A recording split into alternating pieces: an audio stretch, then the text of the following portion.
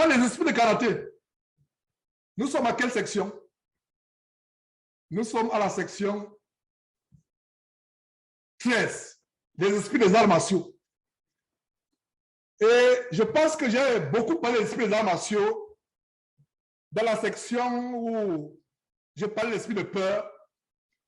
Et il faut tout simplement aller resuivre la partie de l'esprit de peur pour voir tous les détails que j'ai donnés par rapport aux arts martiaux, mon expérience moi-même. Et vous avez remarqué que dans ce séminaire sur le discernement, je prends les exemples, que ce soit sur moi, que ce soit sur ceux dont j'étais témoin, afin que cet enseignement ait vie.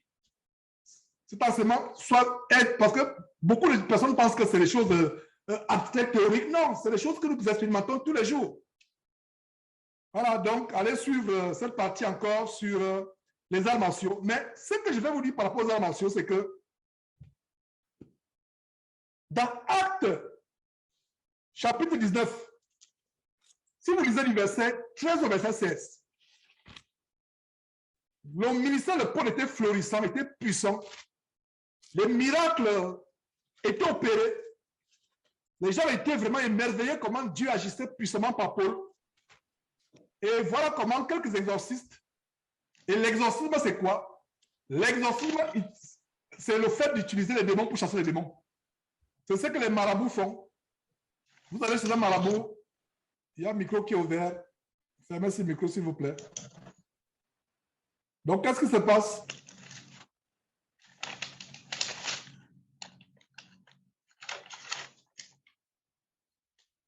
Donc, qu'est-ce qui se passe? Quand vous allez chez un marabout, un féticheur, en fait, il invoque les démons pour pouvoir vous aider. Donc, il invoque les démons subalternes. Non, il invoque plutôt les démons plus forts pour chasser les démons plus faibles qui sont en vous, et ces démons remplacent. Donc, c'est un troc, c'est un échange qui se passe quand vous allez chez un marabout. Et c'est quelque chose que nous devons discerner. Alors, qu'est-ce qui se passe avec ces exorcistes? Et les exorcistes, mes frères et sœurs, ne sont pas des gens qui travaillent la puissance de Dieu. Des prêtres exorcistes.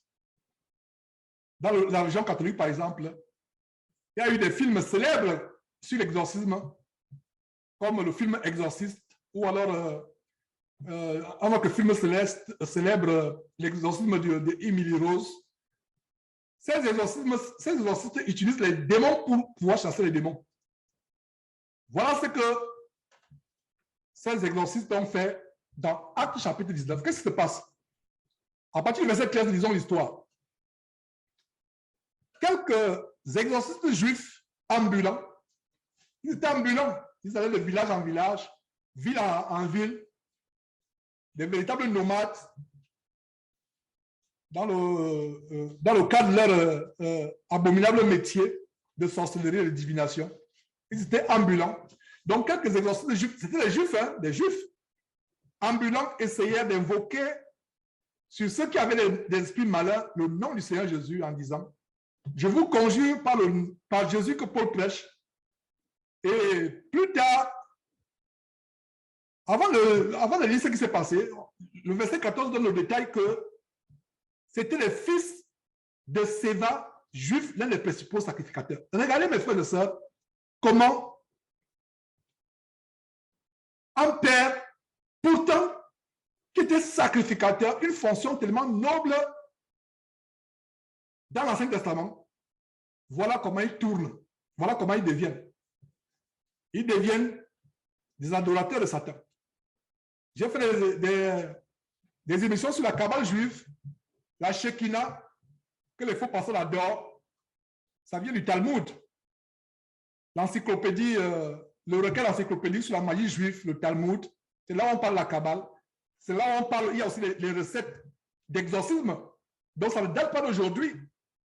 Donc voilà quelques juifs kabbalistiques, quelques ancêtres de la Kabbale juive, du Talmud, qui ont voulu s'improviser. Pourtant, ils détestaient Jésus. Ils ne voulaient rien. Ils pensaient que Jésus, c'était le Talmud décrit Jésus de manière tellement blasphématoire et injuriante, ce serait même mal placé pour moi ils injurent Jésus d'une manière, je vous assure que c'est grave dans le Talmud. Jésus est décrit, aucun homme n'a jamais été insulté dans le monde comme le Talmud insulte Jésus. Je vous dis ça pour vous mettre dans le contexte de comment ce qui s'est passé ici, c'est surprenant. Ils n'aiment pas Jésus. Voilà les ancêtres de la Kabbale juive, les adeptes du Talmud. Ils n'ont rien à voir avec Jésus. Ils méprisent Jésus. Ils insultent Jésus, mais ils veulent avoir les bénéfices de la puissance de Jésus. Alors, qu'est-ce qui se passe? C'est pour ça que quand quelque chose se manifeste, Dieu punit quelqu'un. Ce n'est pas par hasard. Vous ayant donné le background de la Kabbale juive, du Talmud, de comment ils insultent Jésus dans le Talmud, le recueil d'encyclopédie juive, le Talmud, la magie juive, comment ils insultent Jésus. Si je vous donne rien qu'une phrase, vous serez indigné. Moi, j'étais choqué quand j'ai découvert comment les Juifs qui sont dans la Kabbale juive insultent Jésus dans le Talmud. Je vous assure que ça m'a choqué. Je vous dis ça, je vous donne une phrase, vous serez choqué. C'est pour ça que je ne vous dis pas. Alors, voilà pourquoi ils ont été punis. Ils faisaient la magie juive, la Kabbale juive, dans le Talmud. Et ils veulent s'improviser. Ils veulent se hasarder à chasser les démons par le nom de Jésus. Alors, qu'est-ce qui se passe au verset 15? L'esprit malin leur répondit, je connais Jésus. Je sais qui est Paul, mais vous, qui êtes-vous? Vous, kabbalistique, vous, adepte du Talmud, vous osez. Alors, qu'est-ce qui se passe? L'homme dans lequel était l'esprit malin se lança sur eux, se rendit maître de tous les deux et les maltraita de telle sorte qu'ils s'enfuient de cette maison, nus et blessés. Voilà 7 fils de Séva. Ils sont au nombre de combien? 7. Un seul homme les domine. Un seul homme. Qu'est-ce qui se passe dans les films? Je vous ai parlé des films de karaté qui me fascinaient à mon enfance. Qu'est-ce qui se passait dans le film de Bruce Lee? C'est dommage que beaucoup de pasteurs, avec le tai chi, transforment leurs assemblées en séances de démonstration du tai chi. Qu'est-ce qui se passe avec le film de Bruce Lee? Il est au centre et il tape tout le monde. Et ce n'était pas seulement dans le film. Dans la réalité, Bruce Lee, Jackie Chan, dans la réalité, peut se mettre au milieu de 10 personnes, les tape tous. Voilà le pouvoir que moi je recherchais. Voilà ce que aujourd'hui j'ai découvert, un pouvoir qui est 1 milliard, des milliards de fois plus grand que celui de Bruce Lee. Christ en moi, l'espérance, la gloire. L'esprit de Dieu en moi qui est l'esprit de force. Mais alors, qu'est-ce qui se passe? Dans ce film, vous voyez, Bruce Lee au milieu, il commence à taper un à un. Ce n'est pas une mise en scène. Ce n'est pas une mise en scène. Enfin, c'est une mise en scène pour les raisons du film, c'est vrai. Mais en réalité, ça peut se passer. Il peut bondir, taper 10 personnes seul. Même quand dans mes tourments, nous avions des maîtres qui avaient des exploits tels qu'ils pouvaient taper 10 brigands qui venaient agresser. Voilà la vérité ici. L'esprit malin qui tapait, qui a blessé les 7 fils de Séva. Physiquement, les gens voyaient un homme. Mais Luc, qui nous a écrit le livre d'Actes, nous révèle. Regardez comment Luc nous révèle que c'est un esprit malin. Parce que les frères, à l'époque, ont su que c'est un esprit malin. Est-ce que vous comprenez la révélation? Voilà, il n'y a pas meilleure illustration des esprits de karaté. Il n'y a pas meilleure explication. Il y a tout dans la Bible. C'est agréable de découvrir ces choses. Parce que la Bible, ceux qui disent que la Bible est nuante, elle n'est pas nuante. Tu découvres des révélations. Regardez, on voyait un homme taper.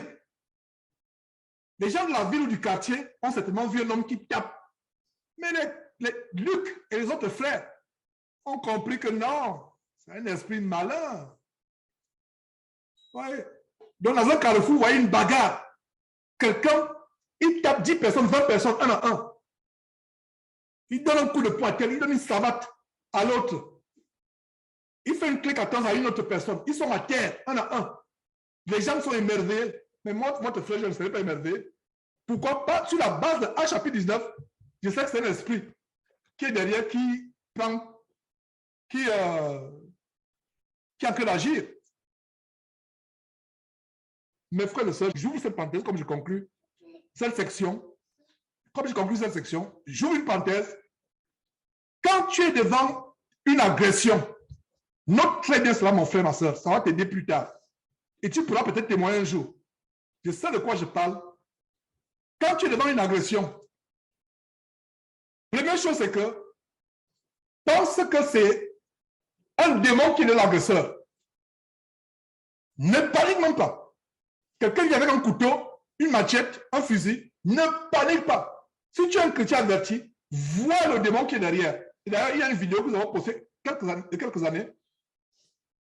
Une femme qui avait sa boutique ici aux États-Unis, qui est cambriolée, fusil au poing. La personne qui travaille avec elle s'est échappée, elle a fui.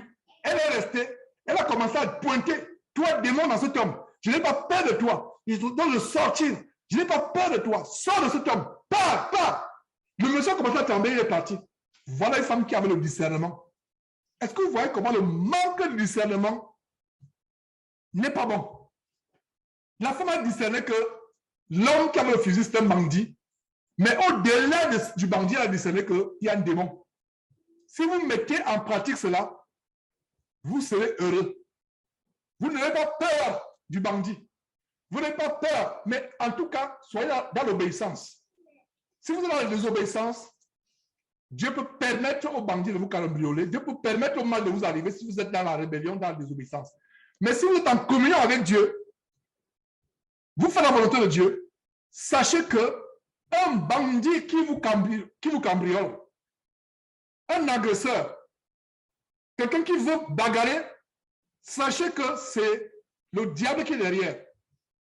Mes frères et sœurs, j'ai fait les arts martiaux par le passé. J'ai fait les arts martiaux. Je vous donne mon témoignage. Ne prenez pas ça comme s'il me vantait. C'est une instruction. J'ai fait les arts martiaux, mais je me sens plus fort que Jackie Chan. Et je ne suis pas là. Je me sens plus fort que Jackie Chan, que Bruce Lee. Parce que j'ai une force plus grande. D'ailleurs, on envoie les esprits des arts martiaux vers la fin de l'enseignement. Je me sens plus fort. Je vous ai toujours dit ceci. Le diable imite les choses de Dieu.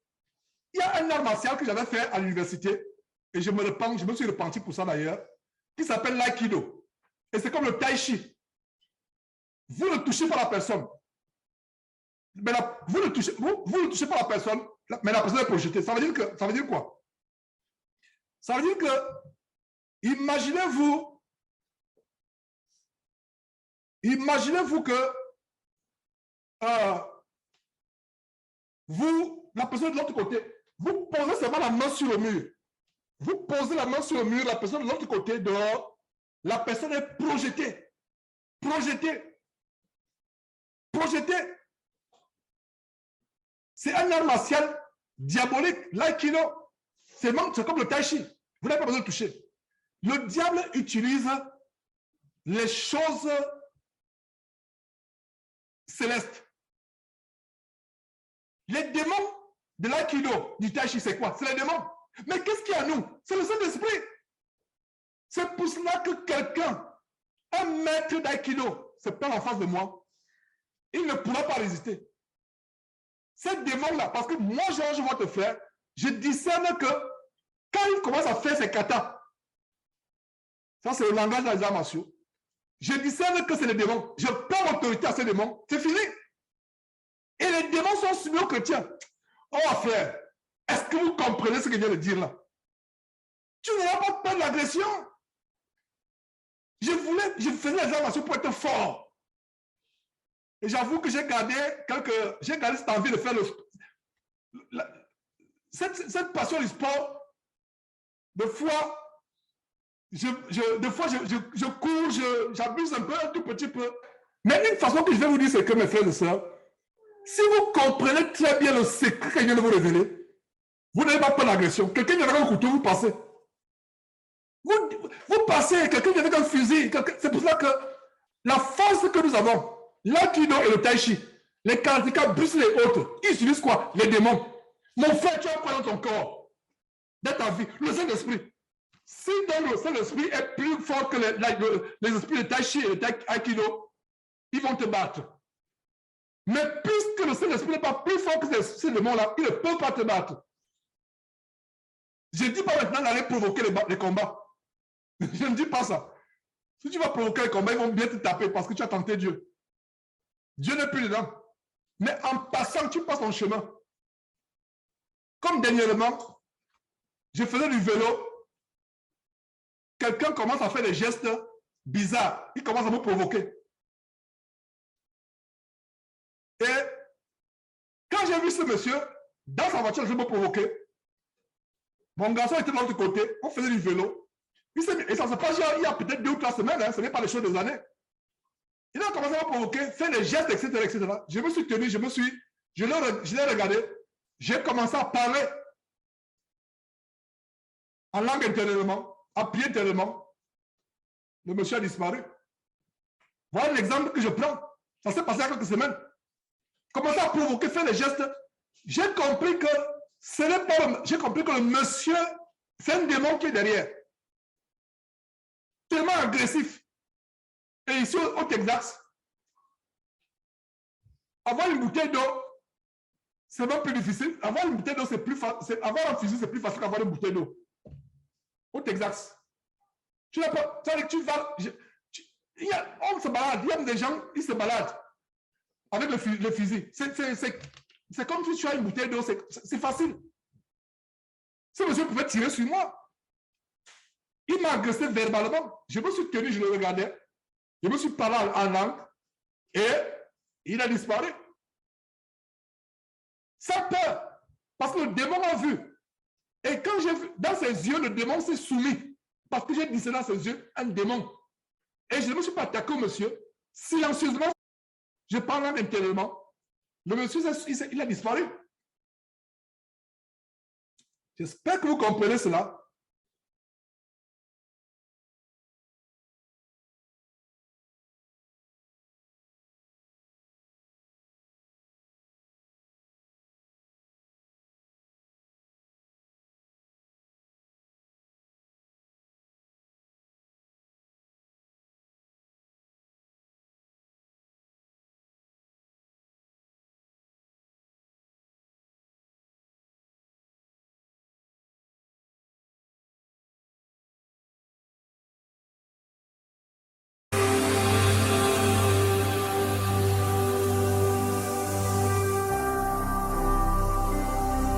Jésus-Christ TV, vous connaîtrez la vérité et la vérité vous affranchira.